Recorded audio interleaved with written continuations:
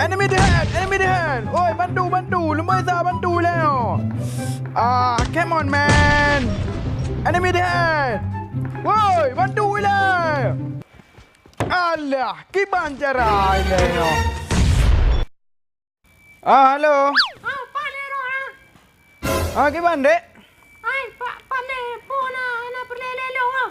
Hai, perle. Kiban ada perle ka dek? Ana cinta le pun main game. Cinta. Main game Rona. Panena le. Tahu pegah abang main game. Main PUBG pegawai ya hidro pun jamu je.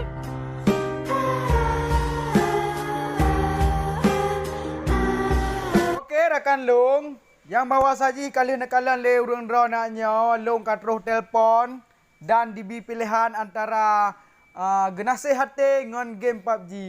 Okey, dengan kejadiannya maka Abdul Gaza Gaming harus piuh dari dunia game.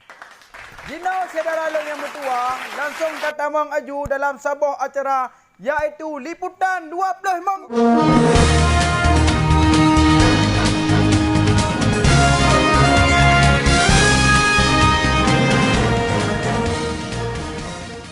Saudara Long, Gino langsung terteremang dalam berita yang kepun. Sebagaimana kalian getanya ketahui, yang bawa saja Gino mahasiswa tengah dalam masa demo besar-besaran yang dituntut untuk disetup akan undang-undang RKUAP yang tengah disahkan oleh anggota DPR. Untuk berita lebih jelas langsung Gino terhubungi reporter getanya Apayan yang tengah di kantor DPR. Halo? Apayan? Apayan, kiban keadaan ini Apayan? Kiban bos. Kiban keadaan di lapangan ini Apayan?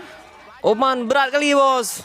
Saya terfikir lehnya mahasiswa antara polisi saling baku hantam dan long jino pi. Hanapa mentadang dia bos, ramai tahu rung. Padumna korban yang ka berjatuh hinan? Hana tak tahu bos sebab peluru karet, peluru bibit, hani pun lemah bos. Kai mekai timba aju.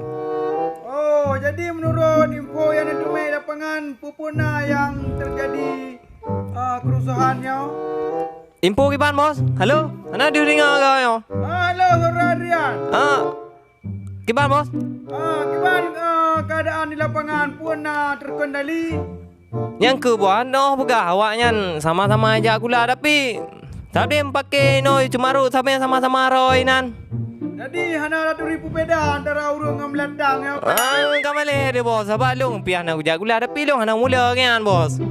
Yang ke nyan informasi yang jelong sampaikan kepada Ron yang di pusat Negro Aceh Darussalam. Kajian enhoi le bos sebabnya ana pun tadang dia yo. Apa Okey, saudara long yang mandum yang metuah, kaluh gedanya kalian bersama anyo kiban keadaan huru-hara yang terjadi di pusat Jakarta yang bawa saji yang kaluh gelaporkan leseh darah gedanya Apayan yang bawa saji kerusuhannya ka mendekati anarkis, ka terjadi baku hantam antara mahasiswa dan polisi. Dan menurut info tambahan yang kamu terima, anak miat STMK ataupun SKM KJMN Parang.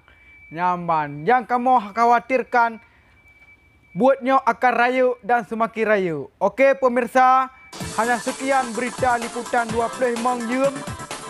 Untuk berita selanjutnya dia lepreh poh le malam itu.